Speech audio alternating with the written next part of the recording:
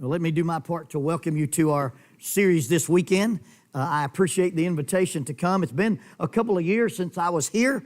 I think the last time I was here, I was wearing my arm brace.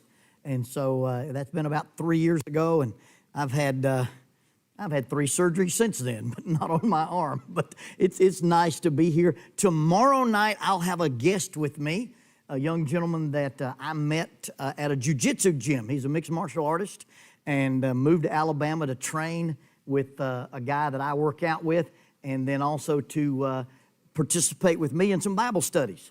And he moved to Alabama from Colorado, and he went with me on a speaking engagement at a high school where we did some demonstrations with martial arts while I had the arm brace on. And he just out of the blue said, "Hey, if you go somewhere and speak sometime, I'd like to ride shotgun with you." So I'll be with Tyler Sperlin, Lord willing, tomorrow night. So if you meet this young man, just know that he's with me. The interesting thing about guests, and I can't name everybody that I know in the room, but in the spring of 1980, I got hired to be a youth minister. I was a junior in high school, and I worked at the 25th and Noble Street Church of Christ, and they made me preach once a month. When they hired me, they said, you'll deliver a sermon once a month at 25th and Noble. I worked with a guy named John Rice and the elders there. There was a young married couple at 25th and Noble Street Church of Christ named Mark and Jan Rao. Mark is in the room tonight. Mark has heard me preach at 25th and Noble. He and Jan attended when I was a youth minister at Memorial Parkway. And I'm 62 years old, and he's still in the room. So Mark's been a lifelong friend and encourager, and he's here tonight. It's hard to believe that much time has passed. What we're going to try to do in about 4 or 5 presentations is take some concepts about relationship. Now, some of these things are apples to apples. This is about marriage. Some of these things are just about relationships. And I really think that if you boil down Christianity into a single term, you could boil it down to relationships. You know, God created man and woman, and He came and walked with them in the cool of the day. God called Abram out of the Ur of the Chaldees and made a covenant with him, a relationship. God took Abraham's descendants and created a covenant with them, a relationship that He compared to marriage, because when they were unfaithful to that relationship, He called them adulteresses. And then you get to the New Testament, and the theme of the New Testament is God and people, people and people. And the theme of the New Testament is also reconciliation. And reconciliation is to repair a broken relationship. So we'll talk about some things that are directly apples to apples relationships about marriage, but some of those will take place in the church. One of the guys that I like to learn from says, if it's true at A, it's true at Z. That's what makes it true. So if it works between me and God, it'll probably work between me and you. If it works between 2 members of a church, it'll probably work between a husband and a wife. If it works between a husband and a wife, it'll probably work between 2 members of a community. And so we're going to take some general principles, won't be looking at some direct marriage things. But the first thing we want to talk about is something that happens in Matthew chapter 19. Matthew chapter 19, verse 3. Now the Pharisees came to Him, testing Him. That just already you know this is a disingenuous question. They're not asking Him for information. They're not asking Him because they really want to know. They want to know what He's going to say on this topic. The Pharisees came to Him, testing Him and saying to Him, "Is it lawful for a man to divorce his wife for any reason?" Now, if you're reading the New King James, or the American Standard Version, you'll have the word just in your text. And just is italicized. That means the King James translators added that word to the text. They wanted you to get the idea of what this question is about. They're not asking, is there any reason to divorce? They're asking, can you divorce for just any reason? Now, the reason they're asking that is because in first century Judaism, you've got several different schools of thought. You have a group of people that were the ascetics, the Jewish ascetics, that probably were the people in the community of Qumran, right outside the city of Jerusalem, where they found the Dead Sea Scrolls. Those folks did not want their children learning to speak Greek. They wanted them to stay with the old paths. They wanted them to only be speaking Hebrew or Aramaic. We believe these are the people who preserved the Dead Sea Scrolls because they're such, well, there's a copy of the book of Isaiah that's 1,500 years older than anything we'd ever found before they found those scrolls. And there's one or two letter differences, not word differences, letter differences. They were meticulous in preserving this, and that's one group of the Jewish believers. Another group of Jewish believers were the Zealots. Now, I don't want to offend anybody, but the Zealots were your concealed carry Jews. They wanted to start a fight with the Romans. They had a 6-point star with a rebel flag in the middle. Now, all they thought the Messiah was going to do was he was going to come into the first century world and he was going to liberate the Jewish people. When Jesus rides into Jerusalem and they're lining the streets with palm branches, they're yelling, "Hosanna, Hosanna." Hosanna means save. Save now. Save. Save now. They wanted the Messiah to come in and be a military leader. And they were a minor group in the New Testament. They had some influence. They're the reason for the ultimate destruction of Jerusalem. A bunch of zealots went out and destroyed a Roman outpost. And the Caesar at the time said, "I'm tired of," Jerusalem was the rock that broke a lot of the Roman politicians. And so when these guys got out of bounds and destroyed this Roman outpost, the Caesar said, "I'm done. I'm going to stomp this hornet's nest out." And they came in and leveled Jerusalem under Titus. Vespasian was going to do it. He got called back to Rome and became the Caesar, and he sent his son Titus. But that was the Zealots. Then you had a group of guys known as the Sadducees. The Sadducees were kind of the aristocracy of Judaism. They believed that if you had money, you were righteous, and if you were righteous, you had money. Now, all of these groups love money, but the Sadducees kind of thought it defined you. They believed that Genesis, Exodus, Leviticus, Numbers, and Deuteronomy were inspired. We call that the Pentateuch. They believed the 5 tools were inspired, but they did not believe the rest of the Old Testament was inspired. They didn't believe the wisdom literature was inspired. They didn't believe the Psalms were inspired. They didn't believe in angels. They didn't believe in demons. They didn't believe in the resurrection. They didn't believe in the afterlife. They control the temple treasury. And they're the guys who bought and sold the high priesthood. And then you get to this group, the Pharisees. The Pharisees had made a split with mainstream Judaism when John Hyrcanus was the high priest, because they believed that because Hyrcanus' mother had been a Roman prisoner, there's no way he could be of pure Jewish blood, so they made a distinction. They were known as the separate ones. They were the most meticulous in interpreting the law. They were the most meticulous in following the oral tradition of the law called the Talmud. They believed that Genesis, Exodus, Leviticus, Numbers, and Deuteronomy were inspired. They believed the wisdom literature was inspired. They believed the prophets were inspired. And they also believed the rabbis were inspired. I've got a book that contains some of the sayings of the rabbis. It's their interpretation of the 639 laws in the Old Testament, and they added 800 more to them, called the Mishnah. Now, if you read the Mishnah, the copy I have was translated from Hebrew into German and from German into English. And it sounds like Jedi Master Yoda wrote it, because the word syntax, when they talk about the Sabbath day, it's on goings-ins and comings-outs. I mean, it's a really interesting. But they had this oral tradition, and they believed that if a rabbi said this about the Scripture, he spoke with the authority of God. So they have these rabbis that would say, well, this is what it means to go on a Sabbath day's journey. This is how you violate the Sabbath. This is what it means to wash your hands. And they had all these interpretations. Well, in the first century, you have 2 rabbis. One is named Shammai, and one is named Hillel. And Shammai said that when you read the verse in Deuteronomy that says, if you marry a wife and she becomes unpleasing to you, displeasing for some unclean reason, you can write her a certificate of divorcement.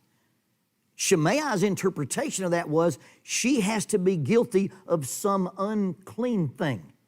And the unclean thing was a reference to some kind of sexual impurity. It couldn't have been adultery because they would have stoned her. So he's talking about that you find out that she wasn't chaste before you married her. You find out that maybe she had been sold in prostitution as a young person. You find out that she wasn't a virgin. He said, if you find out that there's something unclean about her, you're allowed to divorce her. The other prominent rabbi in the first century is Hillel. Hillel's son was Gamaliel, and Paul's was a student under Gamaliel. So Paul was from the rabbinical school of Hillel for a while as a Pharisee. But Hillel said, the Bible, the Old Testament says, if you marry a wife and she becomes displeasing to you, you can divorce her. He skipped the part about some unclean reason. He said, if you marry a wife and she burns the biscuits, she dyes her hair, she shops on Amazon, whatever. If there's some reason, I thought my wife was a South American princess. We get so many Amazon boxes at our house. But he said, if she becomes unpleasing to you for any reason, you can get rid of her. So you had this split in Judaism between the schools of Shammai and Hillel. And these Pharisees walk up to Jesus and say, hey, we want you to pick a side. We want you to tell us which one of these guys you agree with. Verse 4 of chapter 19.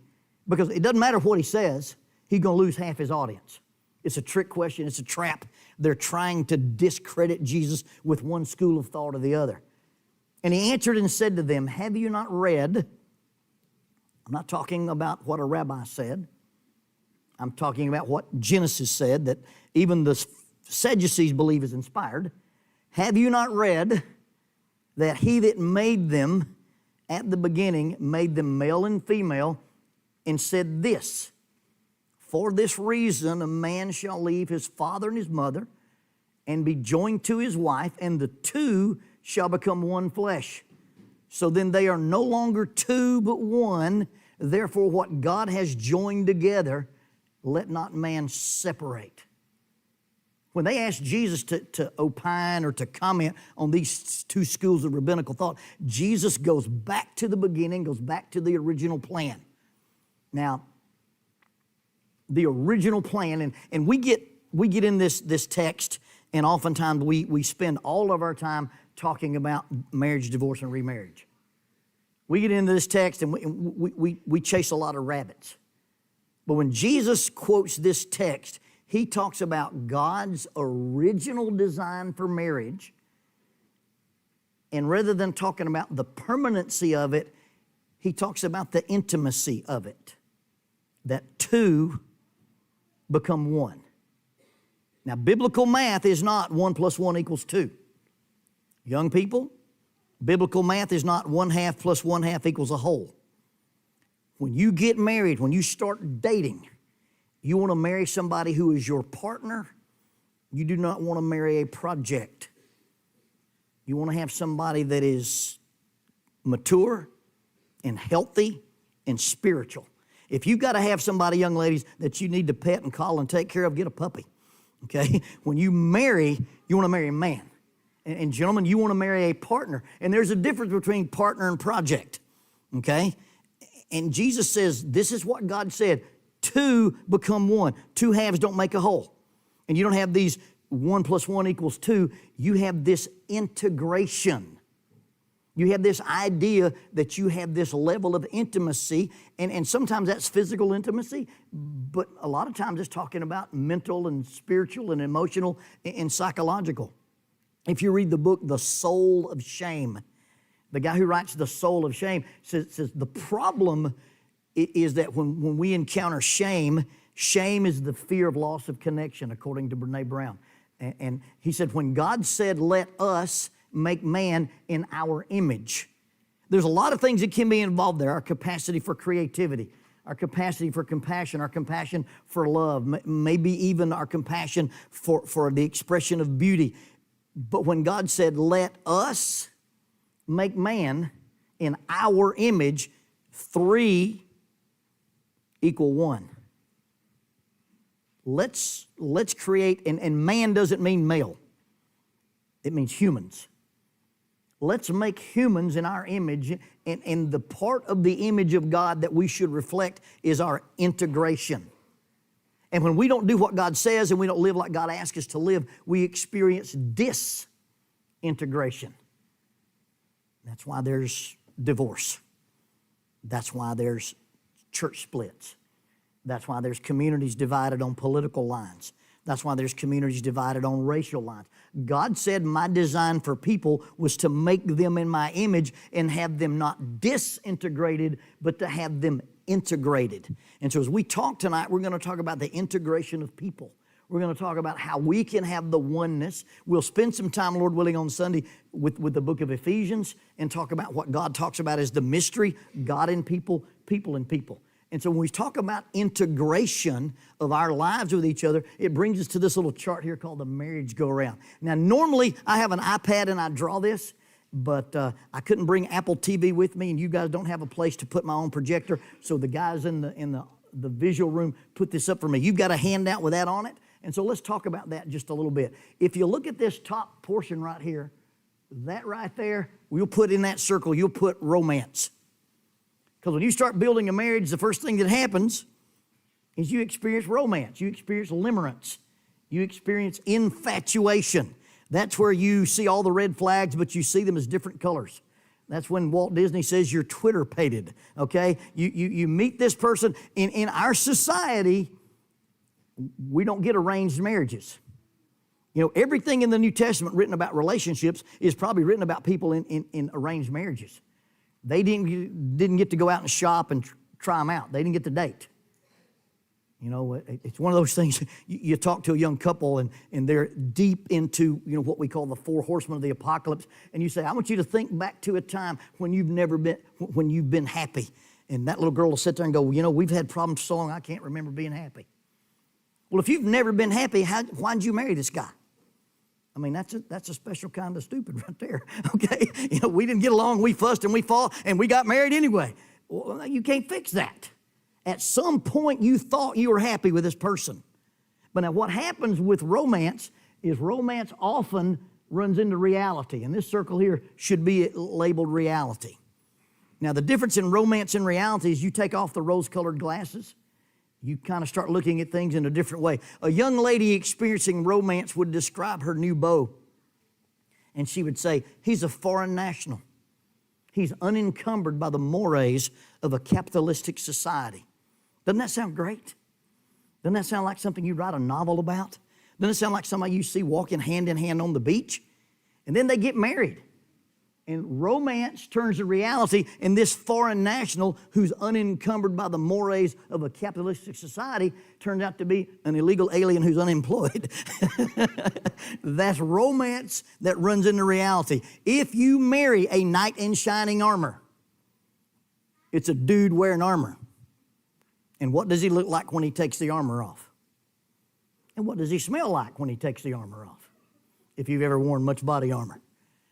What does he do with that white horse he came riding in? Well, somebody's got to feed it, muck out the stables, and they don't smell great either, and it can't live in the house. Now, the bachelor would have the horse live in the house, but now, you know, you get married, you got to redo all that guy's furniture. Our next door neighbor was single for a long time, and as soon as we saw him piling up furniture at the road, I said, oh, that girl he's dating is serious. She's redoing that bachelor pad. So what happens, romance runs into reality. And as a therapist and as a minister, what I find happens to cause us to disengage and to start leaving relationships is when expectation doesn't match reality. I didn't think it would be this hard. I didn't think I'd have to work this hard. I didn't think this person that I saw in this romance stage had a temper, snored. I didn't really spend that much time with his mother. All those things. And so when expectation doesn't meet reality, we begin to think about several different strategies. Now, in our society, one of the strategies we use, if you'll take this line right here, and you can label that as recycle. You know what? I'm dating this person, and I don't like this about them, so I'll start dating somebody else. And that's well and good if you're dating. But once you're married, you can't recycle. Now, our society kind of says you can recycle. In fact, our society created a myth that everybody recycles. You've heard the statistic that 50% of marriages end in divorce. That's a myth. That's an urban legend. They didn't do their statistics very well. It was underreported. They used the statistics for 1 year. They didn't do a proper analysis of the statistics. And divorce rates have been trending downward since the 70s. Marriage is sacred in our country. Marriage is valuable in our country. And our divorce rate in America is not 50%. It's less than that. But popular society popular media, everybody got 1 out of 2 marriages. They don't. So we don't need to be in the mindset of recycling. Now, if I'm dealing with a couple and they're talking about marriage issues, I just flat out ask them, have you fantasized or thought about what it would be like either not to be with this person or to be with another person? Now, when you've stepped across that line and you've started comparing the current situation with an alternate situation, you're halfway out the door. Because what happens when you compare reality with fantasy? You know what happens. Fantasy always wins. I'm just chasing a rabbit now, but I'll go on record. If you ever walk into a Wendy's and you order a chicken sandwich and they give you a chicken sandwich and it looks like the chicken sandwich in the window, call me. I'll drive from anywhere to eat that chicken. I've never seen that chicken sandwich. That chicken sandwich is fake. It doesn't exist. I got that big, beautiful looking thing, that big piece of bird, and you go in there like they killed Tweety Bird and boiled him, it's terrible. Well, when you start thinking about, if I weren't with this guy, if I weren't with this girl, if I were with my high school sweetheart, if that person I'm flirting with on Facebook, all we ever talk about is romance and love and when you compare fantasy reality, fantasy always wins. When you compare the current level with an alternative level, you've cheated yourself and you're cheating your partner. And when you start having a relationship on Facebook, on Instagram, on Twitter, or on text messages, or you're just spending an inordinate amount of time with somebody you're not married to, and you're talking about surface things and they make you feel good, you get what they call an inverse in intimacy. And if I'm talking with somebody I'm not married to, and I have this inverse in intimacy, if they know more about me and my spouse than my spouse knows about them, and you start hiding it, you start covering it up, you start lying about it, that's an affair. Now, it's not a consummated affair. Read the book by Shirley Glass, Not Just Friends. But you are killing your marriage when you start pretending that this person is going to meet your needs more than your spouse. So you can have romance that runs into reality, and then you can recycle. Well, sometimes people get here and they move into this stage, and we call that resentment. Well, I married him. My mama told me not to. Well, that's the way it is. We're going to stay together for the kids. Now, I understand that divorce has a powerful impact on children.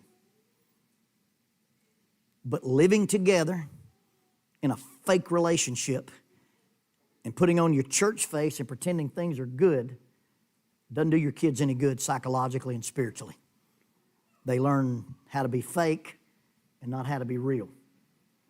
But you don't live in a relationship and say, you know what, we're just going to keep it together for appearances, or we're just going to keep it together for the kids. On a scale of 1 to 10, this is a 5, and the 5's all I can get out of this thing, and I'm just going to live with it. That's a miserable, terrible way to live. It's a miserable, terrible way to set as an example for your children. It's a miserable and terrible way to do anything. And so you can have recycle, or you can have resentment, or you can take this line right here and you can start talking about renewal. You start talking about renovation. You can start talking about reinvesting in this relationship. Now, in order to do that, that's going to lead us into basically what we call a set of skill building. And I don't know if you remember the food pyramid from the 5th grade. By the way, that was the worst nutritional thing you could ever invent. They lied to you in the 5th grade when they made you draw that poster. By the way, if you can draw that pyramid like that in the 5th grade, you can sell that for $1 a piece. I've always been able to draw. Anyway, so you got, on the top of this thing, the ultimate peak you want to get for this thing is what we call love. Now, there's a second page in your handout, and I'm not going to flip. Well, maybe I can find it. If they put it up, that's not it, that's not it, that's not it. There's our definition for what we're going to talk about love. Love is the intentional, that's your first blank. Love is the intentional, and if necessary, personally costly investment into the good of another. Now, if you go back to the other slide, it says love is, we're going to put love as an attitude. Love's an attitude, not an emotion, okay? Love is a choice. Love is intentional. It's not a feeling you feel. If you feel a feeling you feel you've never felt before, that's a passing phase. That's that limerence. That's that infatuation. Love is the intentional. It's a choice. Love is the intentional and, if necessary, personally costly investment into the good of another. And it does not require return of investment or reciprocity, depending on how well you can spell, okay? ROI, return of investment. I choose to love you regardless of what you do for me. I choose to love you even if you don't recycle it. I choose to love you even if you don't pay it back. And we choose to love people. I don't want to offend anybody, I don't want to hurt anybody's feelings, but you choose to love a 2-year-old. I'm telling you that right now. Jackie's going to drive over Sunday after church and pick up Gage. Gage just turned 3.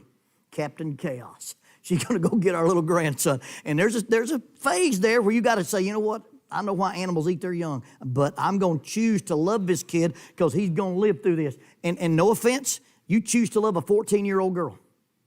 You have this little princess, she grows up in your house, and then one day you walk in there and try to wake her up, and it's a demon. And you have no idea. And her job on the planet is to prove that all known and accepted wisdom is wrong. And she can roll her eyes and look at the prefrontal cortex of her brain. And everything you say to her is a sigh and an eye roll. My 8-year-old granddaughter has already perfected it. It's awesome. I'll say some dad joke and she'll like that. Love does not require return of investment. I don't love you for what you can do for me. I love you because I choose to love you. Now, later on in the weekend, we're going to talk about the as-if principle. And as-if is a mindset.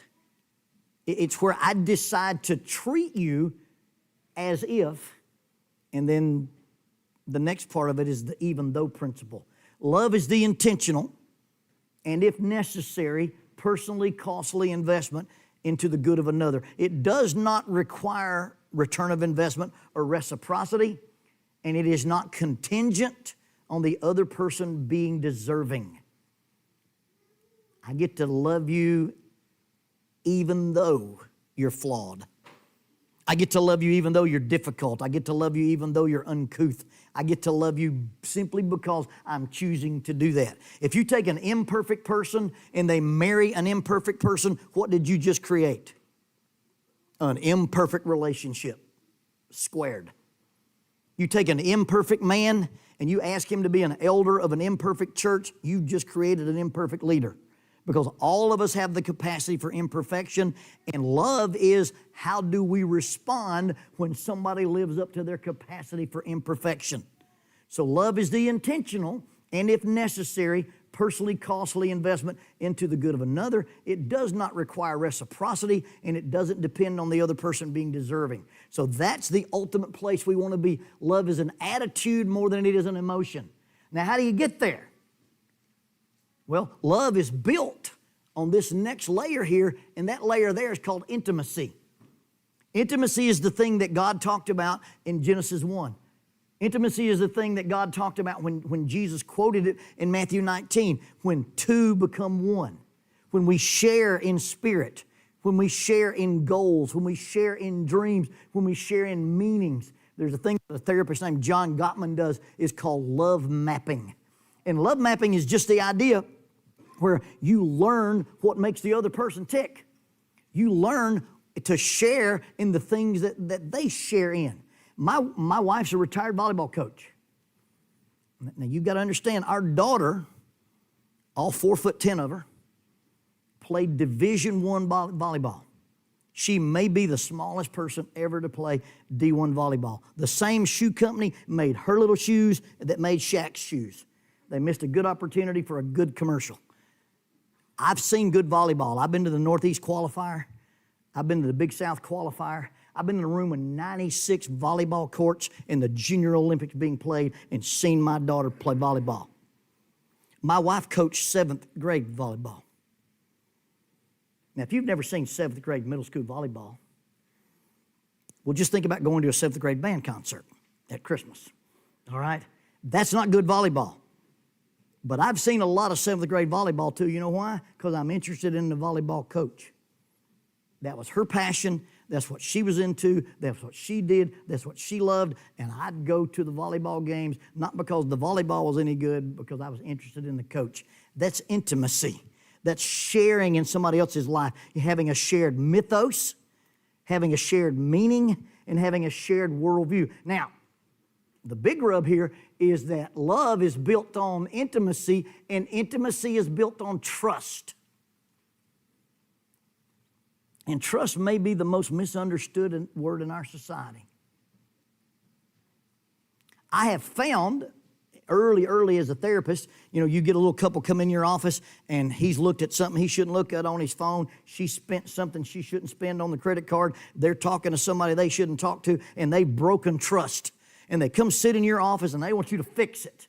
And you start asking them, well, what does it mean to trust? How do you become a person of trust? And how do you choose who you trust? And you know what? Our society can't define trust without using the word trust. We talk about, well, you watch what a person does. You watch what a person says. You see if they're reliable. And we use all these concepts for trust. The foundation of everything we're going to talk about is this foundation right here.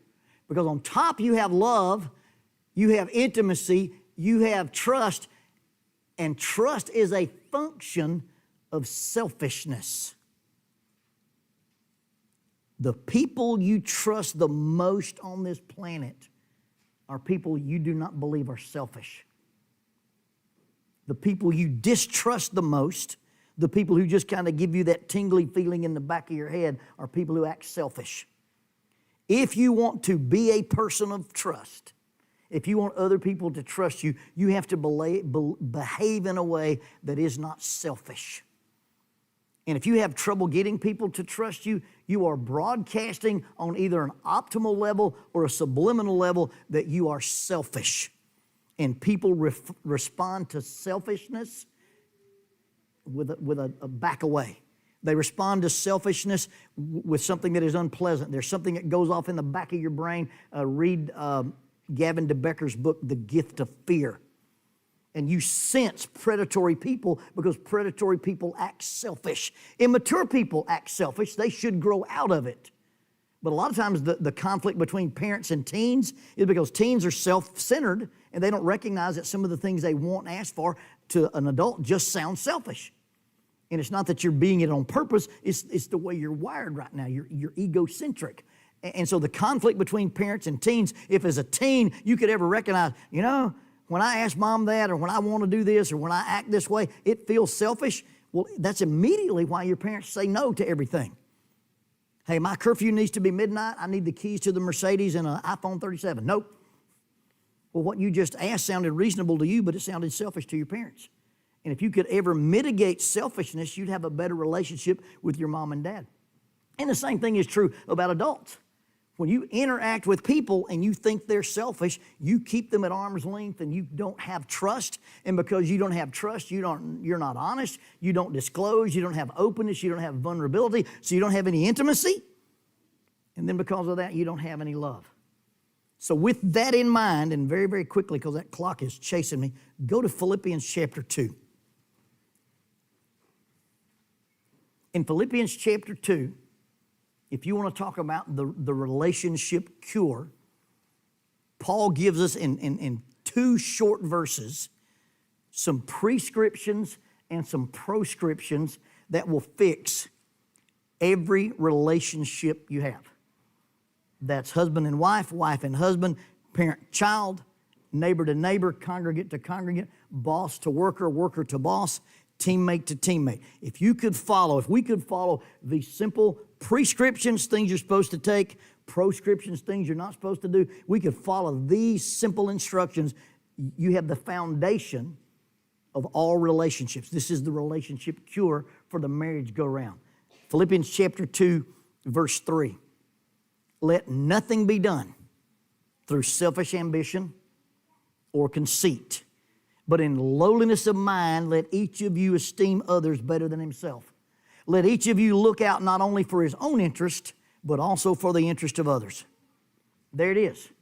Paul says, when you make a decision with your spouse, when you make a decision concerning your parents, when you make a decision concerning your brethren, when you make a decision concerning your neighbors, the people you play on teams with, or the people you work with, nothing you do can be from the motivation of I'm selfish. Let nothing be done through selfish ambition. Selfishness is the common denominator behind every sin. James chapter 1 verse 13 says we are tempted by the things that we want, our selfish desires.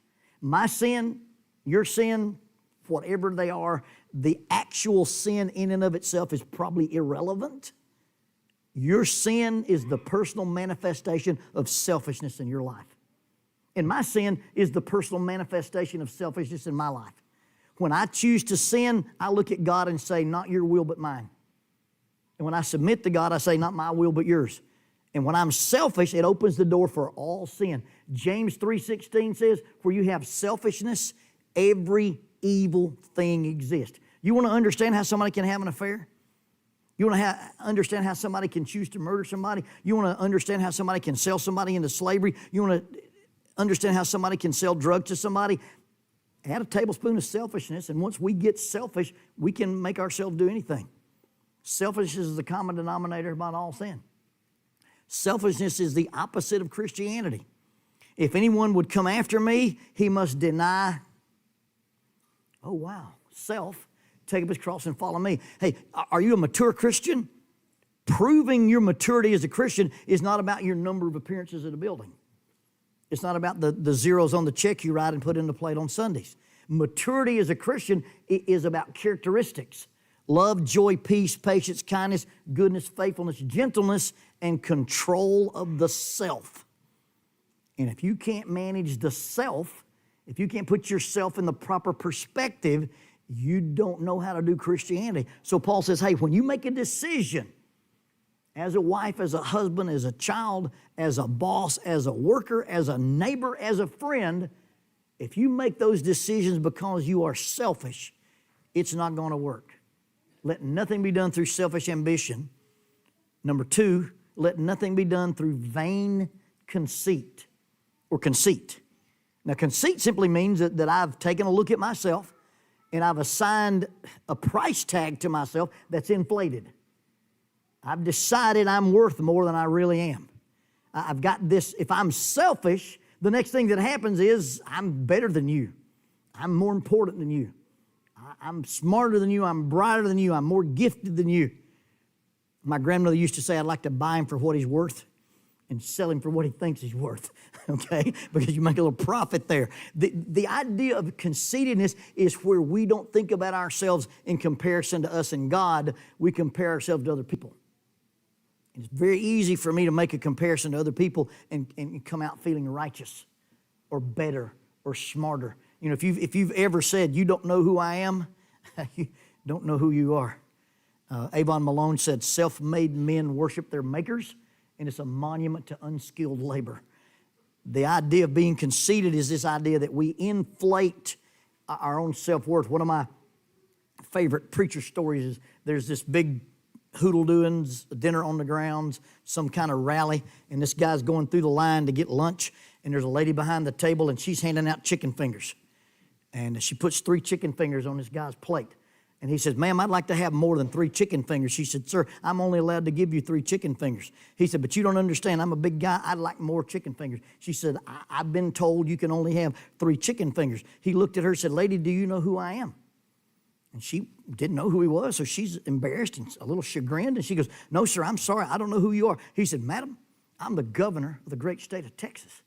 Now she's really embarrassed. She said, Governor, I didn't recognize you without your suit on. You look taller on TV. I'm so sorry that I didn't recognize who you were. By any chance, do you know who I am? The governor said, no, I don't know who you are. She said, I'm the lady that hands out the chicken fingers. And it really doesn't matter who you are, what side of the table you're on. If you're in charge of the chicken fingers, guess what? You get 3 and walk down. Sometimes we think we're in charge when we're really not. My daughter, who was fortunate enough to play Division I volleyball, I took her for a ride. before she left for college. I said, you may be the only Division I athlete to ever come out of Madison County High School. I said, you won't be the only Division I athlete at the college you're going to. They've seen plenty. I said, I understand you've worked hard. And I get the fact that you've sacrificed and you've given up some things and you spent time, bouncing that volleyball in the driveway and doing things at the gym when everybody else was doing other stuff. I said, I get it. But everything you've ever done is on the back of a gift somebody gave you don't deserve. She said, Daddy, what do you mean? I said, well, what did you do to deserve to have those legs that hold your weight and walk? What did you do to deserve to have eyes that see? What did you do to deserve to have eye-hand coordination? What did you do to deserve to have lungs that work or a heart that beats or your blood sugar regulated? Now, there's smart, talented, gifted people in this room. I get it. There's probably some PhDs. There's probably some engineers here. There's probably folks who built their own businesses and run their own farms. What did you do to deserve to have the strength you have? The brains you have, the eyesight you have, the physical health that you have? What did you do to deserve to be born in America? What did you do to deserve to be born in Southern America?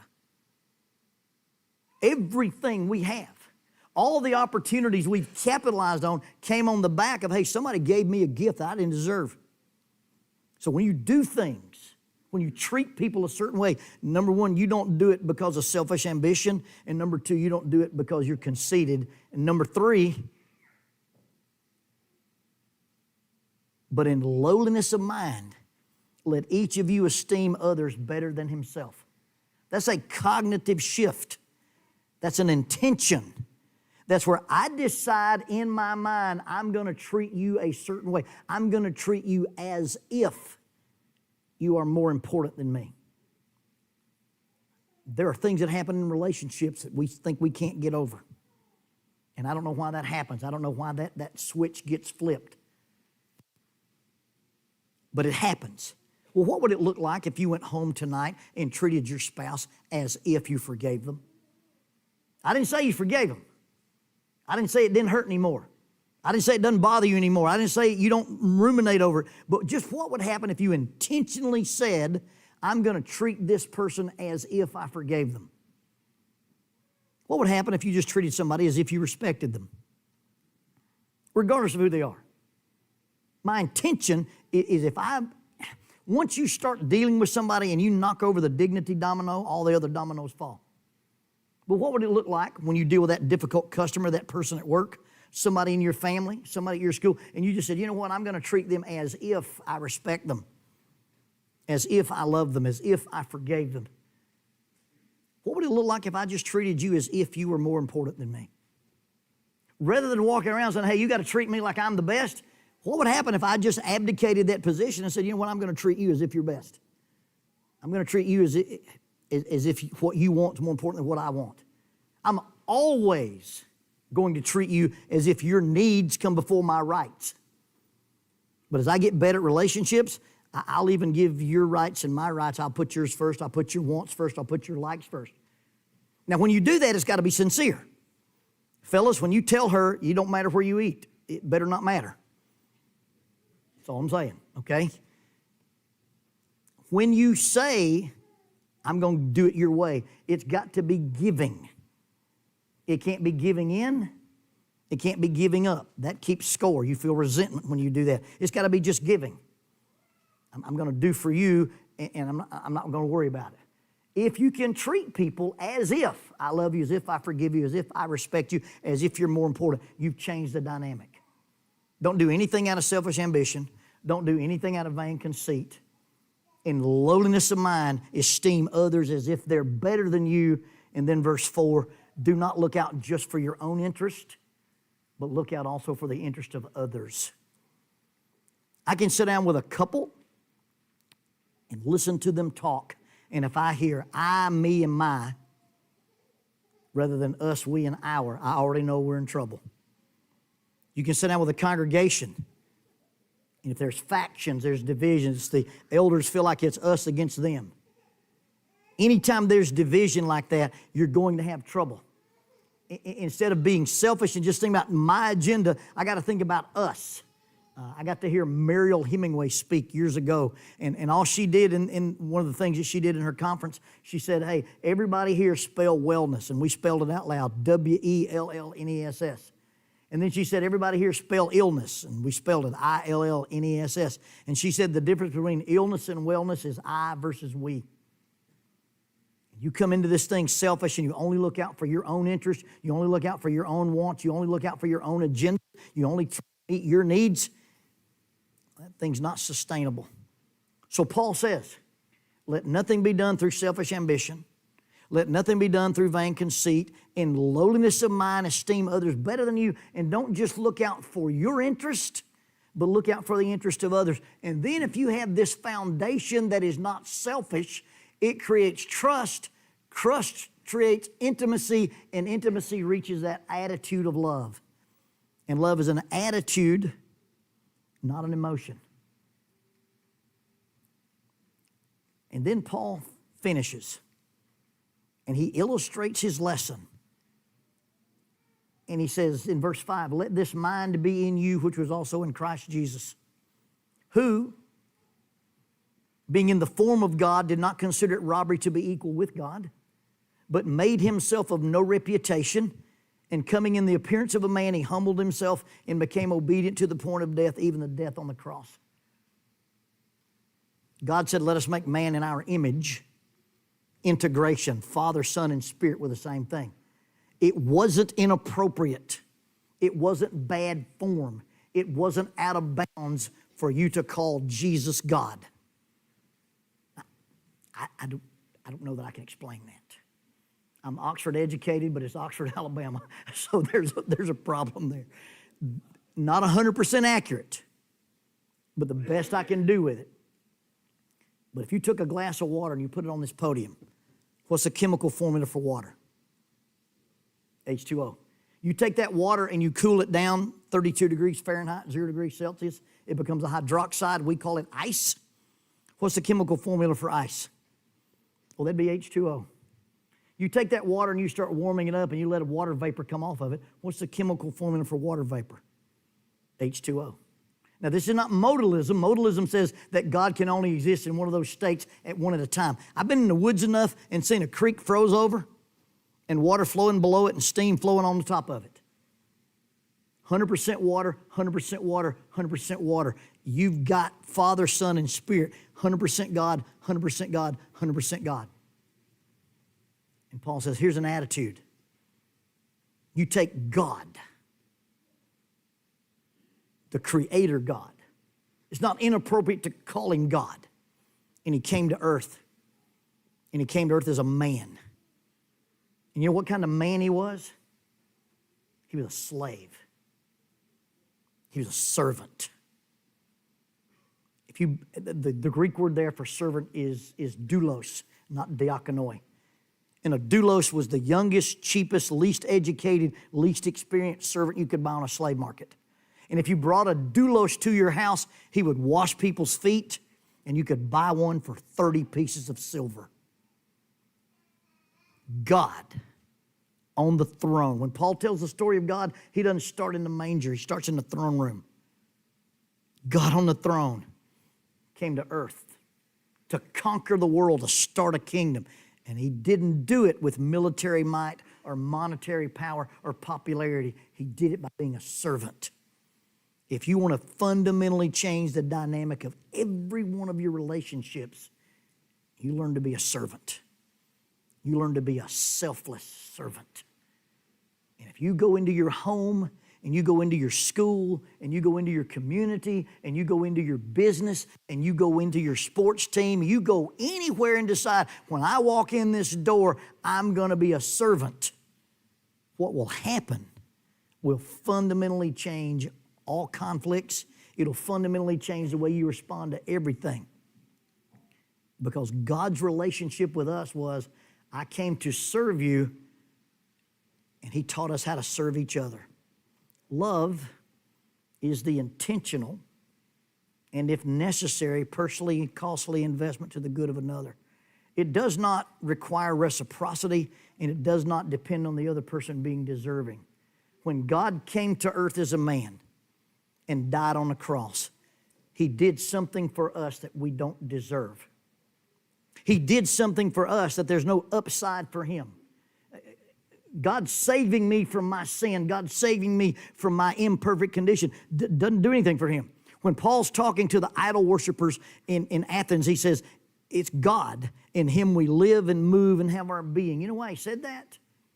See, when you went to the temple of Zeus and you brought Zeus a sacrifice, it made Zeus more powerful. And because Zeus is more powerful, he could bless you. And when he blessed you, you give more to Zeus. It became a self-reinforcing loop. By the way, that's how Facebook works. He said, the God I serve doesn't need your grain, doesn't need your offering, doesn't need your sacrifice. In him we live and move and have our very being. God doesn't need anything from you. So God did something for us that we don't deserve. God did something for us that doesn't have an upside for him. And it's a personally costly investment into the good of another. The definition we're using for love is we treat other people like God treated us. Two things to ask tonight before we close. Question number one, is that how you're treating other people? Is that how you're treating your spouse, your kids, your family, your parents, your neighbors, your congregants? If you don't live that servant mentality, don't do anything out of selfish ambition, don't do anything out of vain conceit, in lowliness of mind, treat other people as better than you. Don't look out for your own interest, but look out for the interest of others. And then have that mindset of Christ who abdicated the fact that he was God and came and lived as a servant. And not only was he a servant, he was willing to die on a cross. If you're not treating people that way, that's probably a reason why some of your relationships don't work and are difficult. And then the other question is, knowing what you know about the love of God, have you responded to that? Have you recognized that God said, I want to have integration with you? And you've got a problem and there's a separation that you can't fix, but I fixed it. I made a personally costly investment into the good of another. And you don't deserve it and you can't pay it back, but I gave it to you anyway. Have you responded to that kind of love? And if you respond to that love, it'll teach you how to love everybody else. Will you respond to that love tonight while we stand, while we sing?